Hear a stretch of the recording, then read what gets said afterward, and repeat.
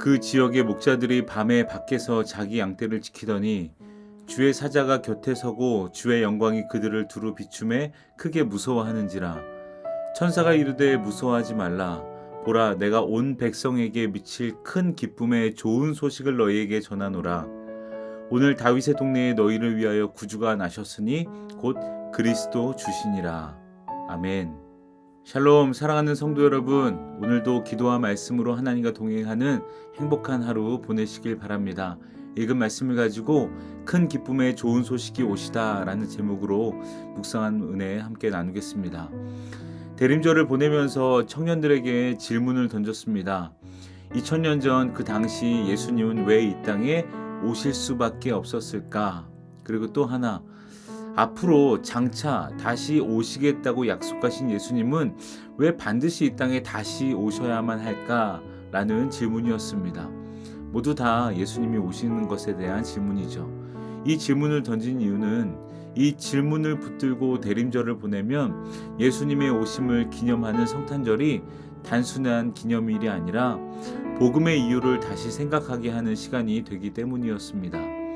성경은 분명하게 말합니다. 예수님이 이 땅에 오신 이유는 죄로 인해 깨어진 세상을 회복하기 위해서입니다. 모든 사람이 죄를 범하였음에 하나님의 영광에 이르지 못하더니 라고 로마서는 말하죠. 이 말씀처럼 죄는 인간과 하나님, 그리고 인간의 삶과 관계, 그리고 세상 전체를 무너뜨렸습니다. 구약 성경에서 반복해서 등장하는 폭력과 우상 숭배, 또 음란함의 모습들이 바로 그 증거입니다. 그리고 예수님이 다시 오시겠다고 약속하신 이유도 다르지 않습니다. 예수님은 이미 하나님 나라와 구원은 예수님으로 인해서 이미 하나님 나라와 구원은 시작되었지만 아직 완성되지는 않았기 때문입니다. 우리는 이미와 아직 사이에서 주님의 다시 오심을 믿음으로 기다리며 살아가는 사람들입니다.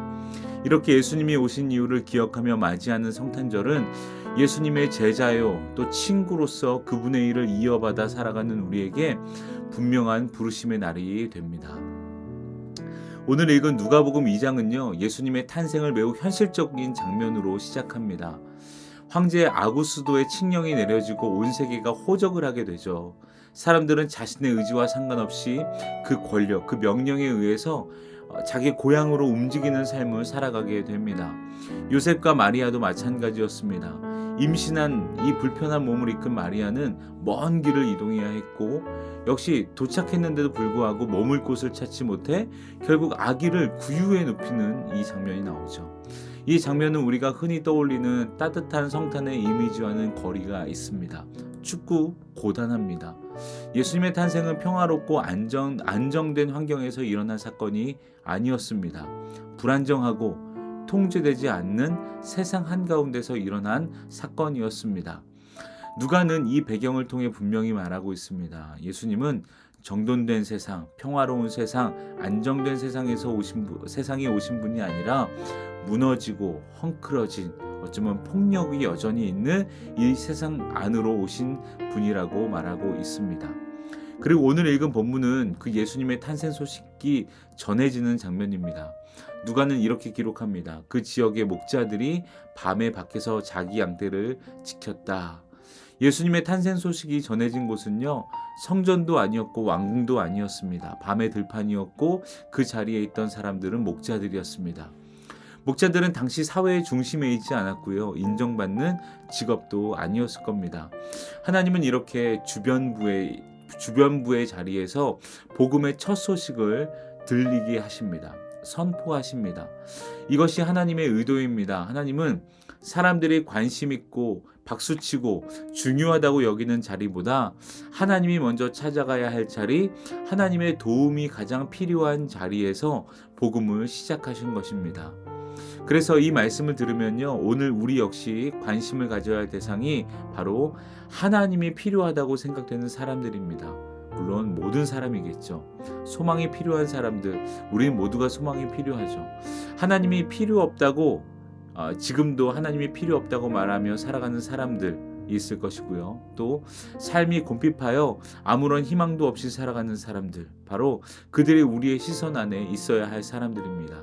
기억하십시오. 복음은 언제나 하나님이 필요한 자리에서 먼저 들려왔습니다. 그때 천사가 이렇게 말합니다. 보라, 내가 온 백성에게 미칠 큰 기쁨의 소식을, 좋은 소식을 너희에게 전하노라. 이 말은 갑작스러운 이야기처럼 들릴 수 있지만 사실은 그렇지 않습니다. 이 당시 이스라엘 사람들은요, 각자의 자리에서 하나님의 구원을 나름대로 기다리며 살아가고 있었습니다. 로마의 지배 아래에서 무너진 다윗 왕조를 기억하며 하나님이 다시 개입하셔서 자기 백성을 구원하시기를 바라는 시대가 바로 그런 시대였습니다. 목자들도 당연히 그 시대 가운데 있었던 한 사람들이죠. 더 깊이 말하면 그 시대는 오랜 기다린 시대였습니다. 오래 기다린 시대죠. 말라기 선지자 이후에 400년 동안 하나님은 새로운 선지자를 보내지 않으셨고 새로운 말씀도 들리게 하지 않으셨습니다. 사람들은 그 시간을 하나님의 침묵의 시간으로 여기며 살아가고 있었죠. 그러나 그 침묵은 하나님이 아무것도 일하시지 않는 그런 시간이 아니라 하나님의 때를 준비하고 계셨던 시간이었습니다. 그 시간 속에서 사람들은 점점 하나님은 언제 다시 말씀하실까? 하나님은 우리를 정말 잊으신 걸까? 라는 질문을 하게 되었을 것입니다. 목자들도 그런 질문을 품었던 사람들 중에 하나였겠죠. 물론 이들이 메시아를 체계적으로 설명할 수 있는 사람들은 아니었습니다. 그러나 천사가 전한 온 백성에게 미칠 큰 기쁨의 좋은 소식이다. 곧 그 소식은 오늘 다윗의 동네에 너희를 위하여 구주가 나셨으니 곧 그리스도 주시니라 라는 말은 적어도 이렇게 들렸을 것입니다. 이제 침묵이 끝났다. 하나님이 다시 말씀하기 시작하셨다. 회복이 시작되었다. 라고 말입니다. 이 소식을 들은 목자들은 그 자리에 머물러 있지 않았습니다. 그들은 베들레헴으로 가서 보고 확인하고 그리고 전하는 이야기가 그 후에 나오죠. 누가는 분명히 말합니다. 복음은 듣고 끝나는 소식이 아니라 전해지는 소식이라는 것입니다. 목자들이 특별해서 증인이 된 것이 아닙니다. 준비가 완벽해서도 아닙니다. 신학 공부를 잘해서도 아니죠. 하나님이 그저 먼저 찾아오셨고 그들은 그 소식을 그대로 받아들였기 때문에 그들이 처음으로 그 소식을 전해 들은 것입니다. 오늘 우리도 마찬가지입니다. 우리도 복음을 먼저 들은 사람들입니다. 대림절은 단순히 성탄을 기다리는 시간이 아니죠. 왜 예수님이 오셨는지를 기억하고 왜 다시 오셔야 하는지를 붙드는 시간입니다. 세상은 점점 더 악해져 가고 있고 때로는 하나님이 아무 일도 하시지 않는 것처럼 느껴지는 침묵의 시간을 우리가 지나고 있는 것 같기도 합니다. 그러나 우리는 그 침묵 속에서도 목자들이 품었던 희미한 소망이 아니라 성경을 통해 분명히 약속하신 다시 오실 예수님을 기다리고 있습니다. 우리의 소망은 명확하고 분명한 소망입니다. 그날이 오면 깨어지고 헝클어진 모든 것이 온전히 회복될 것이라는 소망을 품고 살아갑니다. 이것이 우리가 대림절을 보내는 이유이며 성탄을 기다리는 그런 이유입니다. 우리는 이미 큰 기쁨의 좋은 소식을 알고 있습니다. 그 목자들처럼 우리가 먼저 그 소식을 받았습니다. 예수님이 바로 그 소식이죠. 예수님이 모든 사람들에게 미칠 좋은 소식이 바로 그 소식입니다. 이 소식이 필요한 사람들, 회복이 필요하고 소망을 가져야 할 사람들을 한번 떠올려 보시기 바랍니다. 여러분 곁에 분명히 그런 사람들이 있을 것입니다. 그리고 그 사람들을 위해서 먼저는 기도하시고 또 성탄절을 기념해 사랑의 마음을 전하고 예수님이 정말 우리의 삶에 분명히 함께 계셔야 할 소망이라는 것을 한번 소개해 보시기 바랍니다. 네, 알고만 있지 마시고 순종해 보시기 바랍니다. 순종할 때 역사가 일어남을 믿습니다. 함께 기도하겠습니다.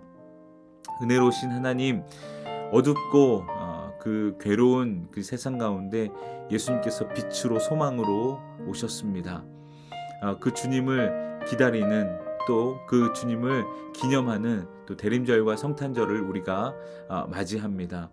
주님의 오심을 우리가 기념하며 그 기쁜 소식을 기념하며 우리만 그 소식을 가지고 있는 것이 아니라 우리 주변에 누가 예수님이 필요할까? 예수님이 필요한 사람은 누구일까를 생각하고 또 기억하여서 그 사람들에게 예수님을 소개하는 저희가 될 수 있도록 인도하여 주옵소서. 하나님, 특별한 또 대림절을 잘 보내게 하시고 또 내일 있을 성탄절을 기쁨으로 맞이할 수 있도록 인도하여 주옵소서.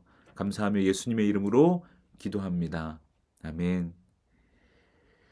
네, 사랑하는 여러분, 오늘 말씀을 가지고 기도하시고 또 교회와 또 내일 성탄절 예배, 특히 세례를 받는 우리 세례를 받으시는 분들을 위해서도 꼭 기도하시기 바랍니다. 우리 한 마음으로 기도하겠습니다.